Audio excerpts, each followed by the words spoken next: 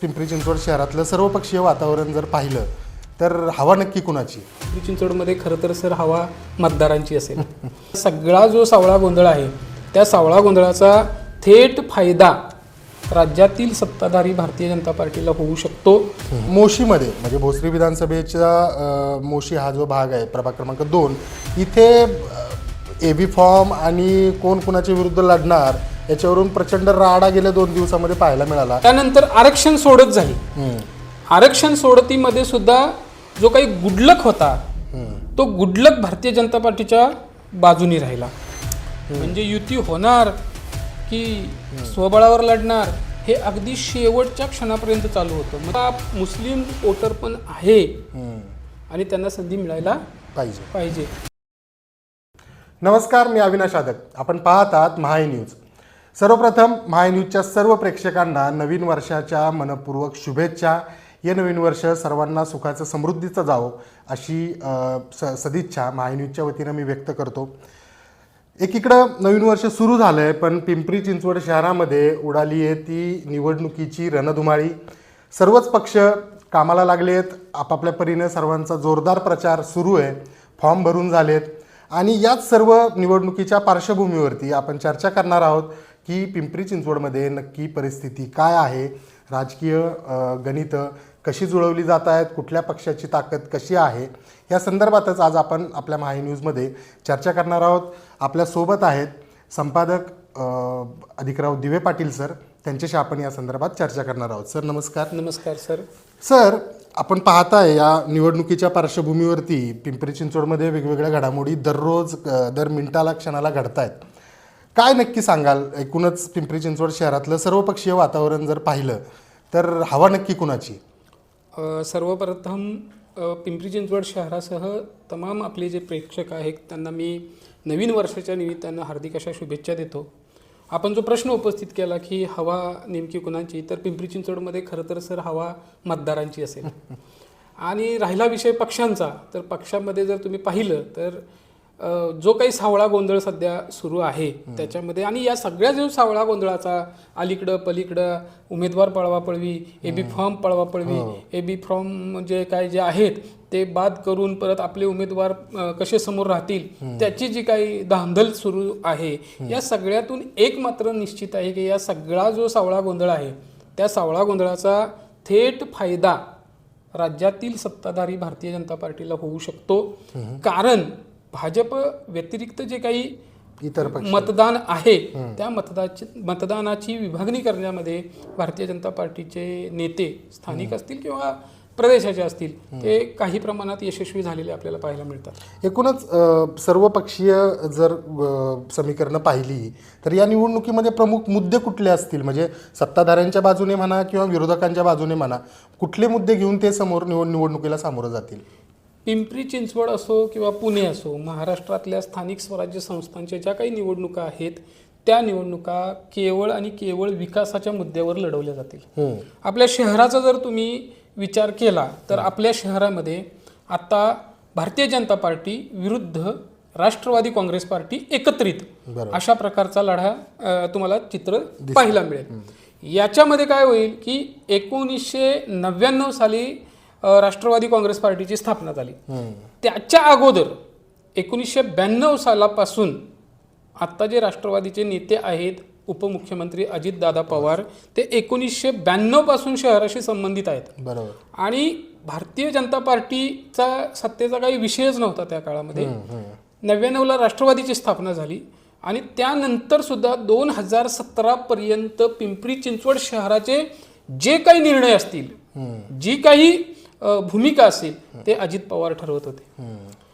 मग त्या 20 वर्षाच्या काळामध्ये काय झालं आणि भारतीय जनता पार्टीच्या सत्ता काळात म्हणजे 2017 नंतरच्या काळामध्ये काय झालं, प्रशासक काळामध्ये काय झालं, या सगळ्याचा लेखाजोखा घेऊन दोन्ही पक्षाच्या स्थानिक नेत्यांना किंबहुना प्रदेश नेतृत्वाला लोकांच्या समोर जावं लागेल, विकासाचे मुद्दे ठेवावे लागतील आणि मग तरच त्यांना अपेक्षित असलेलं मेरिट या शहरामध्ये मिळेल.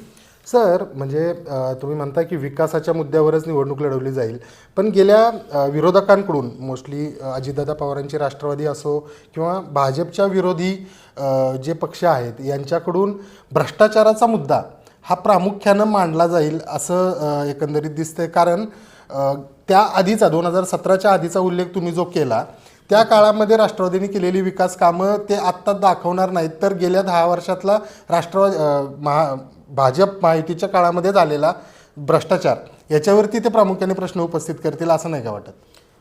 खरं तर तसं होईल, पण त्याचा परिणाम किती होतोय हे पाहणं महत्त्वाचं ठरणार आहे. त्याचं कारण असं की भारतीय जनता पार्टीच्या सत्ता काळामध्ये जर भ्रष्टाचार झाला आहे तर 2017 साली जे राष्ट्रवादीला पायउतार व्हावं लागलं तेही भ्रष्टाचाराच्या मुद्द्यावरच व्हावं लागलं. आणि भ्रष्टाचार निघाला किती? अवघा जो काही विठ्ठल रुक्मिणीच्या त्याचं त्यांनी एक वातावरण निर्मिती केली. आत्ताच्या काळामध्ये भ्रष्टाचार हा शब्द उच्चारला तरी लोक हसतात. त्याचं कारण असं की जर भारतीय जनता पार्टीच्या भ्रष्टाचारावर जर आपण बोट ठेवणार असू किंवा राष्ट्रवादीच्या भ्रष्टाचारावर बोट ठेवणार असो तर दोन्ही बाजूनी तेवढाच चिखलफेक होणार आहे. म्हणजे राष्ट्रवादीनं तसा मुद्दा उपस्थित करण्याचा प्रयत्न केला तर मग भारतीय जनता पार्टी प्रदेशापासून स्थानिक पार मंडलाध्यक्षापर्यंत 70,000 कोटी रुपयाचा भ्रष्टाचार झाला होता. त्याचं काय करणार आहे?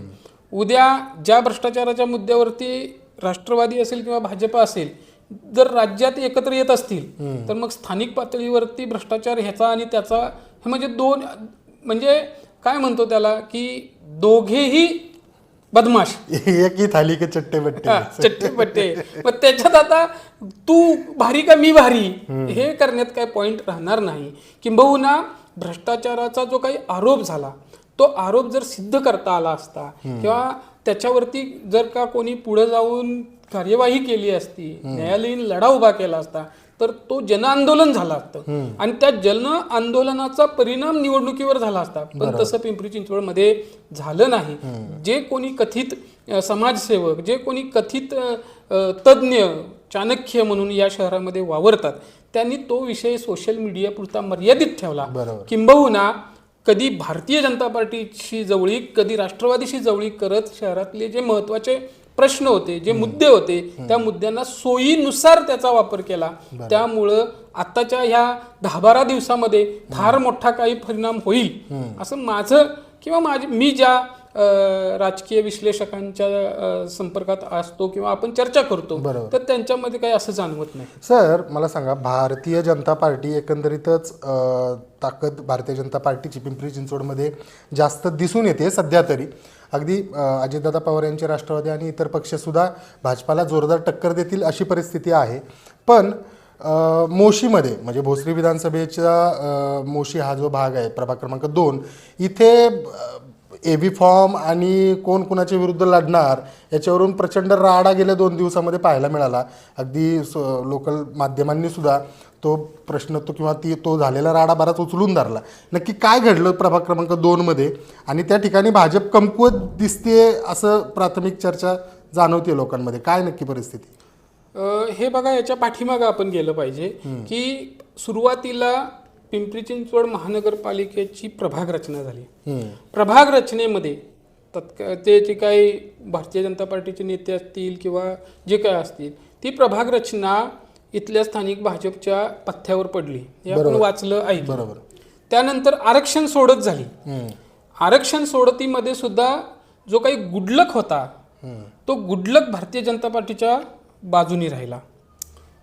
त्यानंतर उमेदवार निश्चिती म्हणजे युती होणार की स्वबळावर लढणार हे अगदी शेवटच्या क्षणापर्यंत चालू होतं. मग ते राष्ट्रवादी असो किंवा भाजप असो किंवा शिवसेना शिंदे गट असो.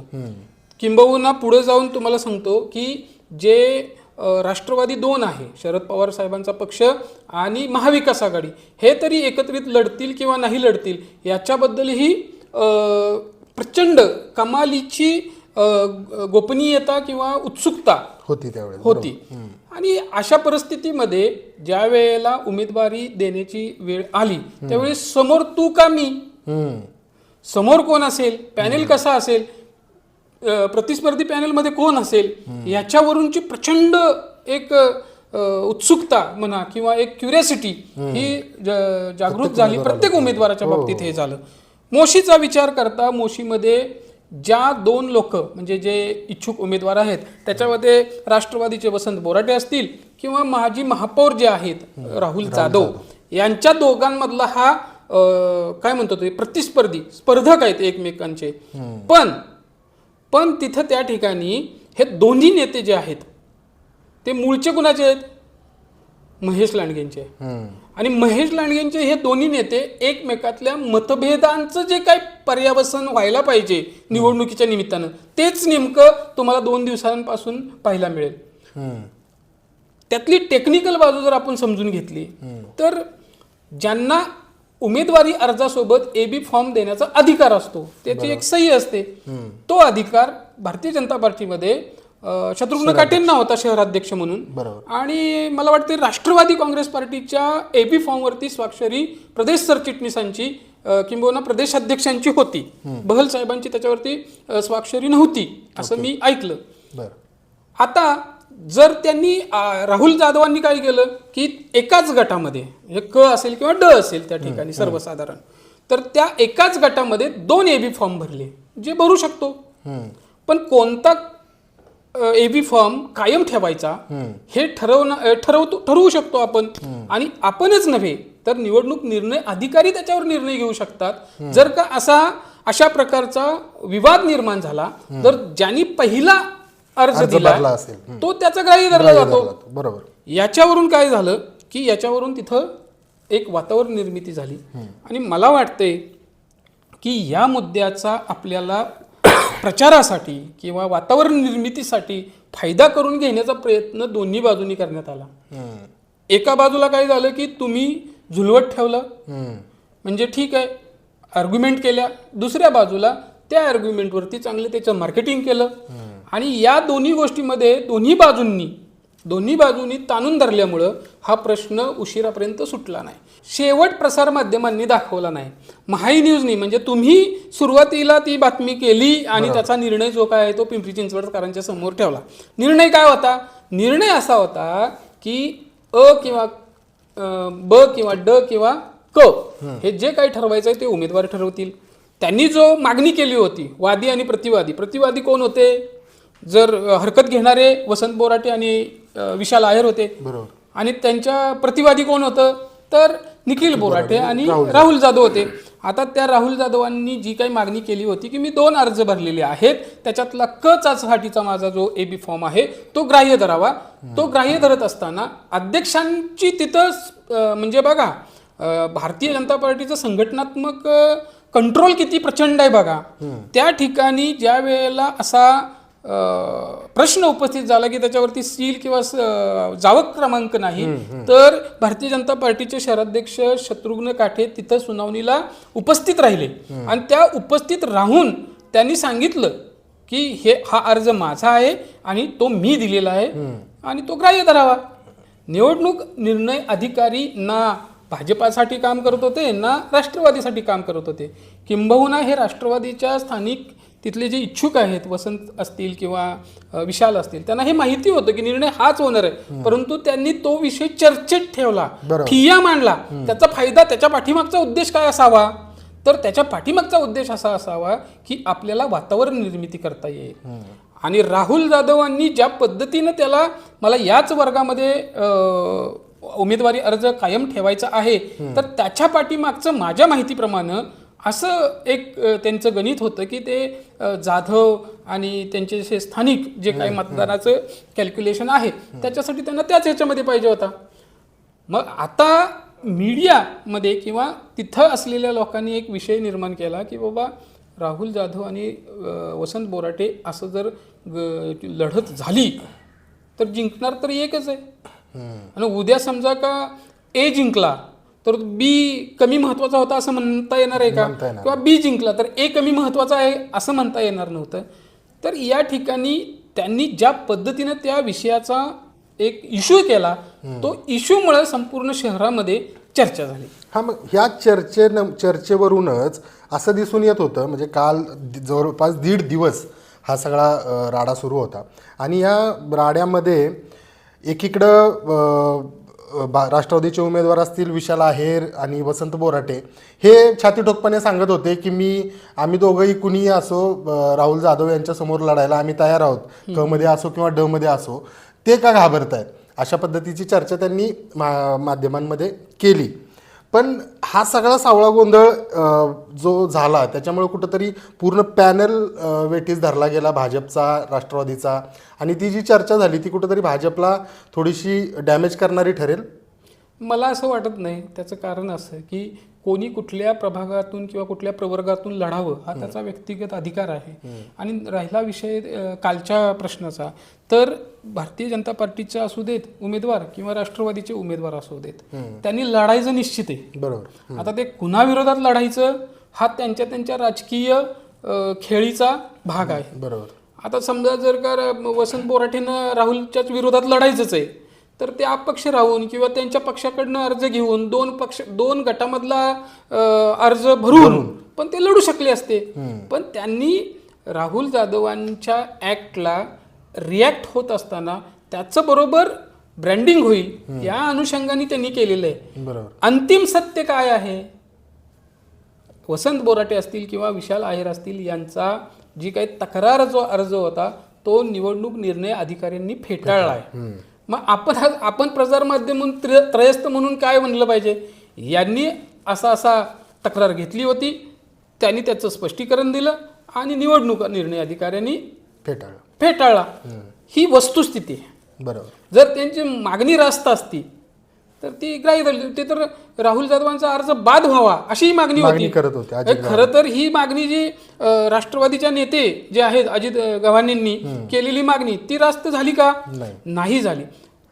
टेक्निकल बाब समजून न घेतल्यामुळं त्याचा ज्याला शक्य आहे तसा फायदा करून घेण्याचा प्रयत्न केलेला दिसतो. त्यामुळं मोशीचा राडा झाला आणि त्याच्यावरती पडदा मला वाटतं आज सकाळी तुमच्या बातमीनंतर कळलं की बाबा कोणासमोर लढणार आहे. कोण राहुल जाधव असो किंवा निखिल बोराडे असो, आता या सगळ्या सध्याच्या परिस्थितीमध्ये निखिल बोराडे यांच्यासमोर वसंत बोराटेंचं तगडं आव्हान आहे. एकंदरीतच पाहायला गेलं तर निखिल बोराडे यांनी गेल्या 8-9 वर्षांमध्ये ठेवलेला जनसंपर्क आणि त्यांनी त्या परिसरामध्ये अगदी त्यांची ही पहिली निवडणूक असली तरी, आणि वसंत बोराटे तसे दिग्गज आणि यापूर्वी त्यांनी नगरसेवक म्हणून काम केलं आहे, तरीसुद्धा निखिल बोराडे यांच्यासाठी ही निवडणूक वसंत बोराटे यांच्यासमोर ही चुरशीची ठरेल.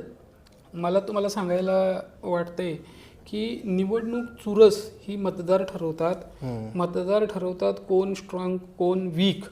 आणि मला आठवतंय की आता जे जुनी गोष्ट आहे की छगन भुजबळ त्या काळात मुंबईचे महापौर होते आणि त्यानंतर त्यांनी भायखळा विधानसभा मतदारसंघाची निवडणूक लढवली होती आणि तिथं शिवसेनेचे त्यावेळेला बाळा नांदगावकर होते आणि त्यांनी त्यांचा पराभव केला होता छगन भुजबळांनी नंतर पक्षप्रवेश केल्यानंतर. आता निखिल बोराडे जॉईंट किलर ठरतात का वसंत बोराडे बाहुबली ठरतात हे आता तुम्हाला 16 तारखेलाच कळेल. बरोबर. 2-3 दिवसांपूर्वी राष्ट्रवादीचा ज्यावेळेस प्रचाराचा नारळ फुटला, राज्याचे उपमुख्यमंत्री अजितदादा पवार यांनी प्रभाग क्रमांक 1 मधून या प्रचाराला सुरुवात केली आणि त्या ठिकाणी त्यांनी एक भाषण केलं. ते भाषण प्रचंड गाजतंय. त्याच्यामध्ये त्यांनी ज्या पद्धतीने या शहरातील भ्रष्टाचार असेल किंवा इतर सगळ्या गोष्टींवरती त्यांनी टीका केली, तर त्याबद्दल काय नक्की त्यावेळेस वातावरण फिरतंय असं राष्ट्रवादीच्या बाजूनं असं बोललं जातंय काय माध्यमांमध्ये, काय सांगाल नक्की? राष्ट्रवादीचं वातावरण ऑलरेडी आहे, पण ज्या पद्धतीनं अजित पवारांची जी सभा झाली त्या सभेनंतर वातावरण बदलेलं असं म्हणता येणार नाही. त्याचं कारण असं की मधला महाविकास आघाडीचा जो सत्ता काळ आहे, म्हणजे भारतीय जनता पार्टीची सत्ता महापालिकेत स्थापन कधी झाली? 2017 मध्ये झाली. बरोबर. त्यानंतर 19ला महाविकास आघाडीचा प्रयोग झाला. मधला 2.5 वर्षाचा कार्यकाळ सोडता तर महाविकास आघाडी म्हणून या शहराचे पालकमंत्री, राज्याचे उपमुख्यमंत्री अजितदादाच होते.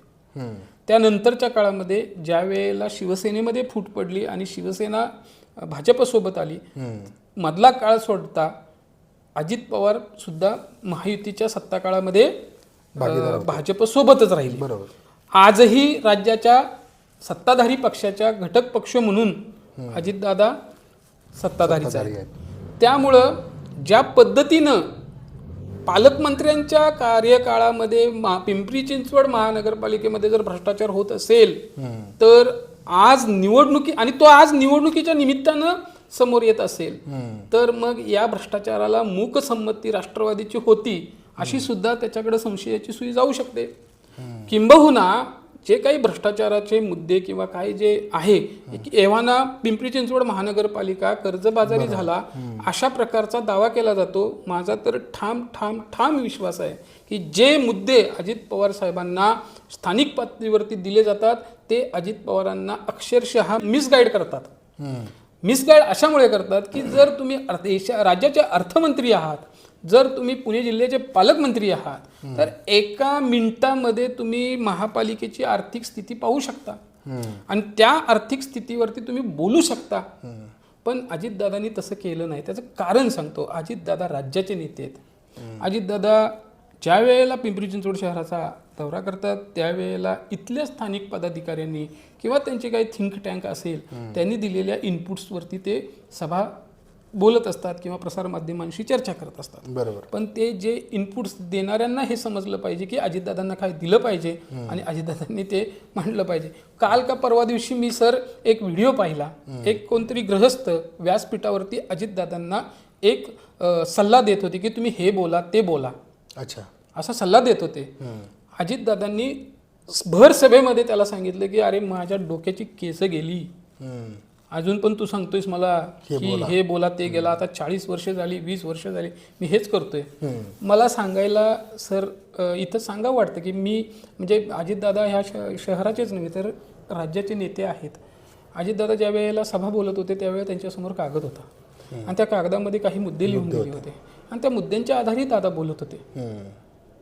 म्हणजे तुम्ही जर बघितलं तर दादांनी तळवडेचा उल्लेख तळेगाव असा केला. बरोबर. नंतर ते दादांच्या लक्षात आलं आणि हे ते जाणवते त्याच्यामध्ये. पण माझं असं म्हणणं आहे की अजितदादांनी या शहरासाठी योगदान दिलेलं आहे. त्यानंतर भाजपच्या सत्ता काळात सुद्धा जी काही चांगली कामं झाली असतील त्याचंही स्वागत आपण प्रसारमाध्यमांनी केलं पाहिजे. राष्ट्रवादीच्या चांगल्या कामांचं पण प्रसारमाध्यमांनी स्वागतच केलं पाहिजे. किंबहुना पिंपरी चिंचवड शहरासाठी काय अपेक्षित आहे तेसाठी आता तुम्ही महानगरपालिका निवडणुकीची आत्ता झाली ना की 16 तारखेला जे काही नंबर्स येतील त्यानंतर जर नंबर्स कमी जास्त झाले तर भाजप, राष्ट्रवादी, अजित पवार, फडणवीस साहेब आणि स्थानिक नेते सगळे एकत्र बसतील आणि सत्ता स्थापन करतील. मग त्यावेळेला काय म्हणणार आहे आपण? त्यामुळं हे जे मुद्दे आहेत ते मुद्दे तात्कालिक आहेत. 15 दिवसानंतर हा विषय 10-12 दिवसानंतर निकालानंतर हा विषय शून्य होऊन जातो. हे असं होतंय का की अजितदादांची सभा झाली किंवा त्यांनी एखाद्या शहरामध्ये स्टेटमेंट केलं तर ते काही काळापुरतं ते वातावरण राहतंय पण त्यांच्या स्थानिक नेत्यांना किंवा शहरातील त्यांच्या पदाधिकाऱ्यांना ते वातावरण कॅरी फॉरवर्ड करता येत नाही आहे. म्हणजे ते वातावरण तसंच मेंटेन ठेवण्यात कुठंतरी राष्ट्रवादीचं स्थानिक नेते कमी पडतायत का? कमी पडतायत असं म्हणता येणार नाही. नेते जे स्थानिक आहेत आता प्रचार प्रमुख आहेत, मला वाटते जिल्ह्याचे निवडणूक प्रमुख आहेत, यांनी मला तुम्ही गेल्या 15-20 दिवसामध्ये प्रचार प्रमुख तुमचे जे नाना काटे आहेत त्यांच्या व्यतिरिक्त विलास लांडे साहेब जे आहेत ते शहराचे जिल्ह्याचे निवडणूक प्रमुख आहेत. बरोबर. त्यांनी एक स्टेटमेंट केलेलं मला तुम्ही काढून दाखवा किंवा एखादी मुवमेंट जी राष्ट्रवादीसाठी अपेक्षित आहे ती केलेली दाखवा. म्हणजे त्यांचा जो एरा होता की बाबा एक बेरकी राजकारण ते तुम्हाला मतामध्ये परावर्तित होताना दिसत नाही. अत्यंत महत्त्वाचा विषय पिंपरी चिंचवडच्या प्रसारमाध्यमांच्या नजरेतून चुकलेला आहे.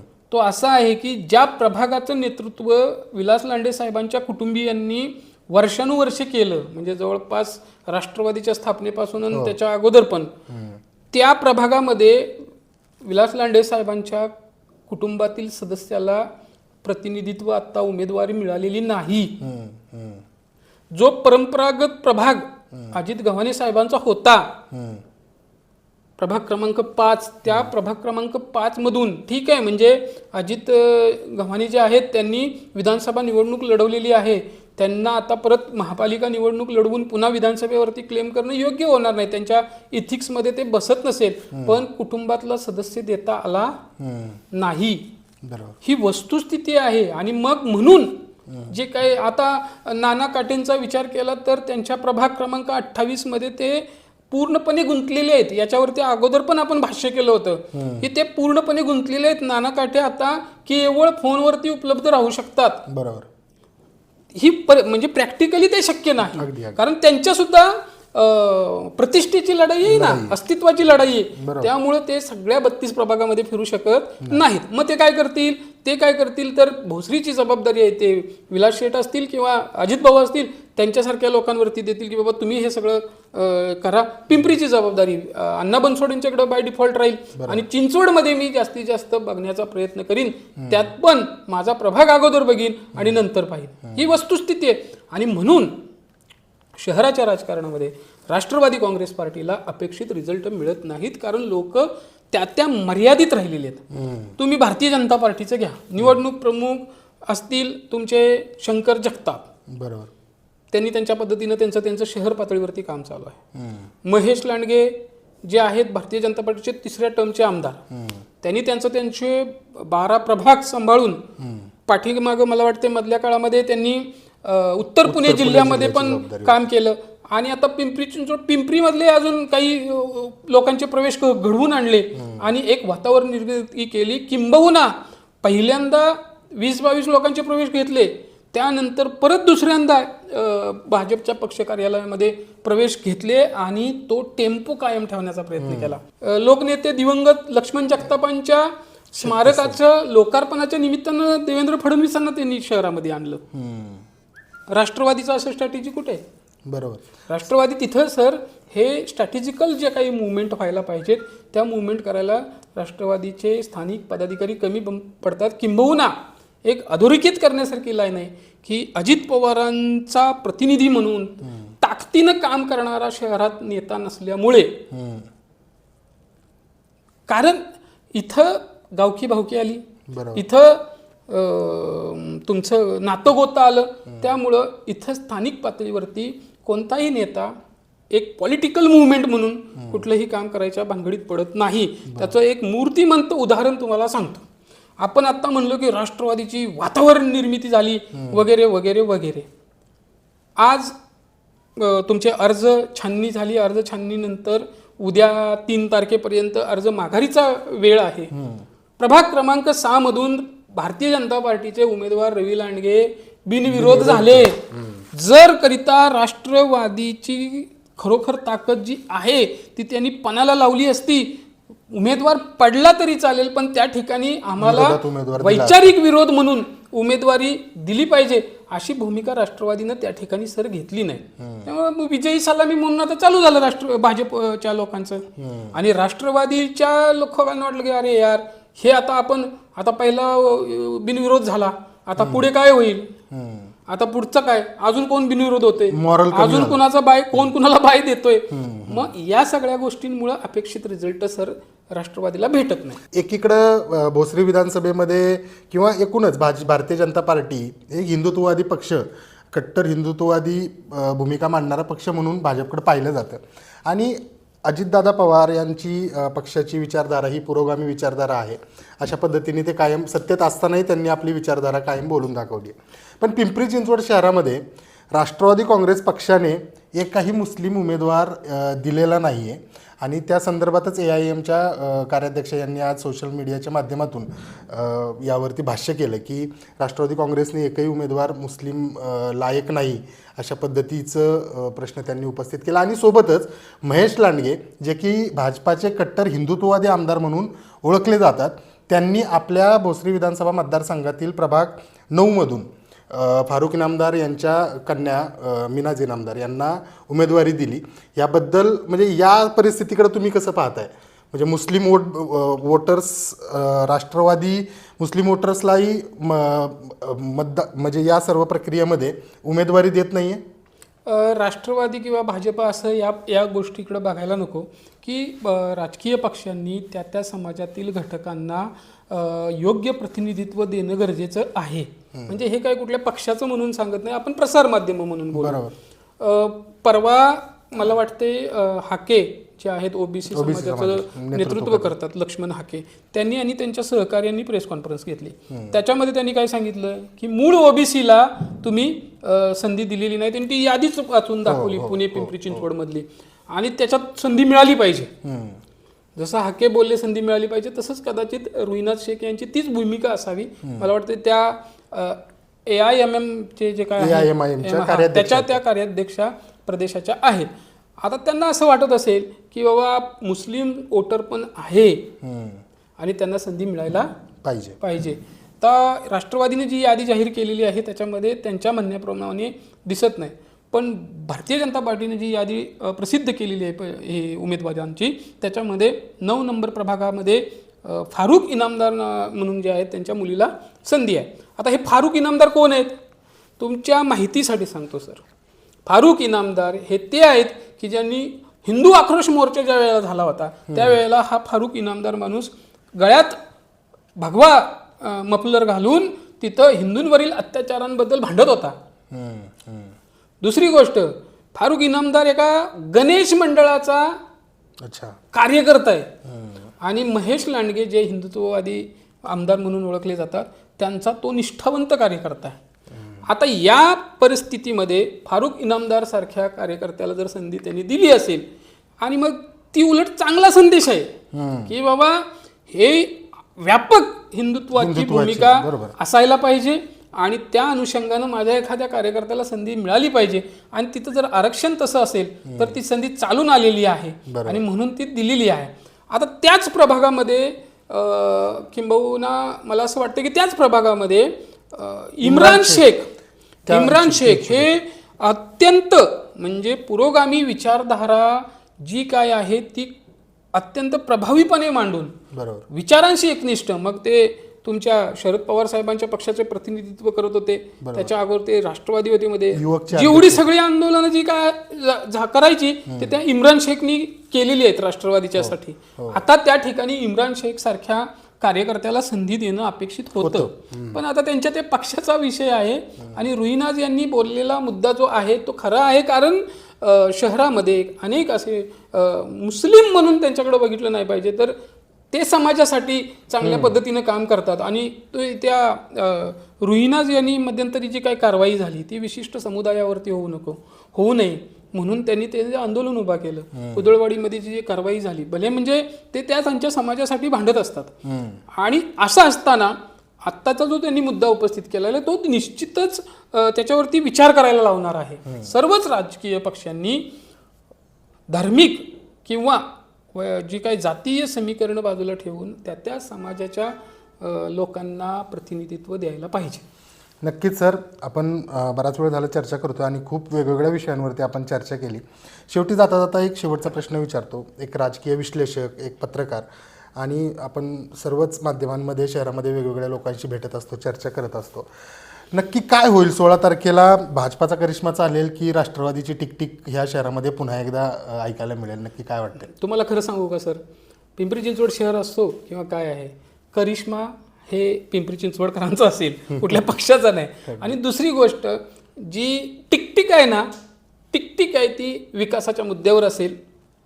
20 वर्षामध्ये झालेला विकास आणि गेल्या 5-10 वर्षामध्ये जे काय भारतीय जनता पार्टीच्या सत्ता काळामध्ये झालेला विकास, मग पाण्यापासून तुमच्या ड्रेनेजपर्यंत, स्वच्छतेपासून स्मार्ट सिटीपर्यंत, IT हबपासून इंडस्ट्रीपर्यंत, या सर्व मुद्द्यांवरती त्या पक्षांनी म्हणजे राष्ट्रवादींनी काय करायला पाहिजे होतं, भाजपनी काय करायला पाहिजे होतं, ते झालेलं नाही. तुम्ही जर हाच प्रश्न आमच्या IT याच्यामध्ये विचारला, हिंजवडी आणि त्या परिसरामध्ये, तर तिथलं उत्तर वेगळं असेल. तुम्ही हाच प्रश्न जर तुम्ही चाकण औद्योगिक पट्ट्यामध्ये विचारला, त्यांचं उत्तर वेगळं असेल. तुम्ही हाच प्रश्न जर सोसायटी धारकांना विचारला, त्यांचं उत्तर वेगळं असेल.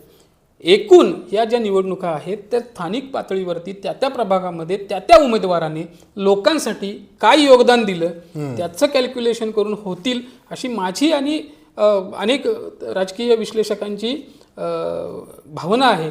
आणि तो जो काही करिश्मा असेल तो नक्की कुठल्या पक्षाचा नसेल, तो त्या पिंपरी चिंचवडकरांचा असेल आणि पिंपरी चिंचवडकर ठरवतील कुठल्या पक्षाची टिकटिक महापालिकेत चालणार. नक्कीच पिंपरी चिंचवडकरच ठरवतील की कुठल्या पक्षाची टिकटिक महानगरपालिकेमध्ये चालेल आणि कुठल्या पक्ष किंवा कुठल्या पक्षाचा करिश्मा येईल वगैरे. सर, खरंच मनापासून आभार आपले. आपण खूप विषयांवरती चर्चा केली आणि मी आपल्या प्रेक्षकांना सांगतो की 10-12 दिवसांचा हा सगळा पुढचा काळ आहे की ज्यात स्पष्ट होईल पिंपरी चिंचवड शहर पुन्हा कुणाच्या सत्तेखाली जातं आहे किंवा कुठल्या पक्षाची सत्ता पिंपरी चिंचवडमध्ये येते, कुणाचा महापौर होतो आहे, हे आपण पाहतच राहू. वेळोवेळी नवनवीन ज्या घडामोडी असतील त्या महाई न्यूजच्या माध्यमातून आम्ही आपल्यासमोर मांडत राहू. पुन्हा भेटूया नवा मुद्दा घेऊन टू द पॉईंटमध्ये. तोपर्यंत धन्यवाद. धन्यवाद.